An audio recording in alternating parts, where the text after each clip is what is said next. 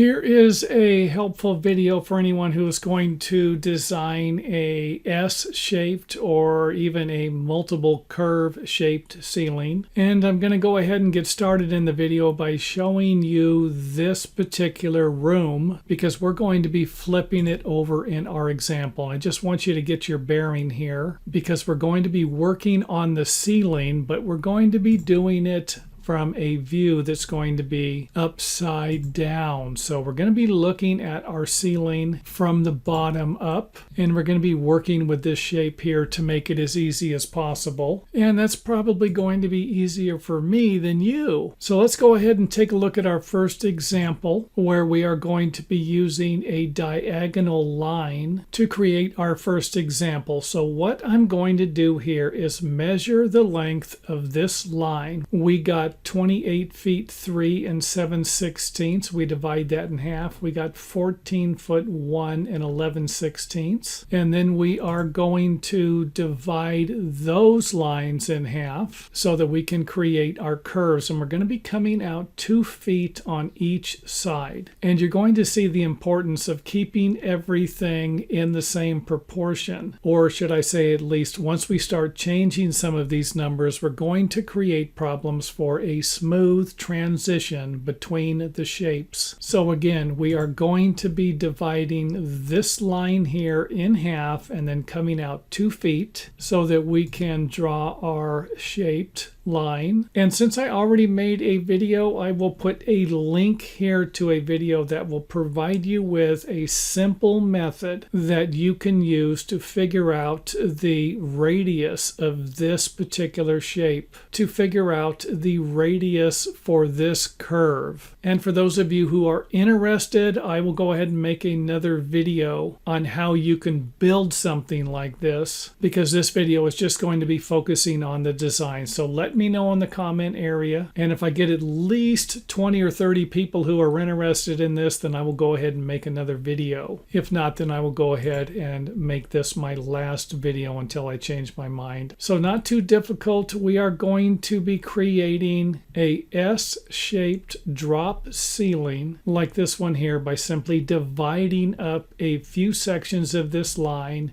creating a radius, and then using that for our design here. And hopefully that makes sense.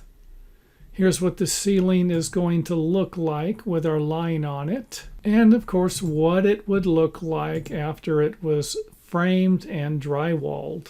Next up, we are going to take a look at a different design where we divide the line here up into thirds or 3 equal measurements and then come out 2 feet. However, we are going to change the size of the radius or the size of the circle so that I can show you the problem you could end up with making the transition or a smooth transition. So again, here we have our 2 feet and 2 foot distance on each side. However, we have a section where the two curves meet that is not going to be a smooth transition to make. However, that can be fixed by simply reducing the length of this section here to where we would have 1 foot on this side, 2 foot on this side. And that should make sense because if we take 2 foot and we cut it in half, we're probably going to end up with a foot here. And I'm not going to go into all the math on that particular subject, but you can see here where you can reduce the length and reduce this measurement here, or reposition the intersection point in either direction to make the transition between the two curves or arcs work a little bit better. Next up, we are going to take a look at a different design where we divide the line here up into thirds or 3 equal measurements and then come out 2 feet. However, we are going to change the size of the radius or the size of the circle so that I can show you the problem you could end up with making the transition or a smooth transition. So again, here we have our 2 feet and 2 foot distance on each side. However, we have a section where the two curves meet that is not going to be a smooth transition to make. However, that can be fixed by simply reducing the length of this section section here to where we would have 1 foot on this side, 2 foot on this side. And that should make sense because if we take 2 foot and we cut it in half, we're probably going to end up with a foot here. And I'm not going to go into all the math on that particular subject, but you can see here where you can reduce the length and reduce this measurement here, or reposition the intersection point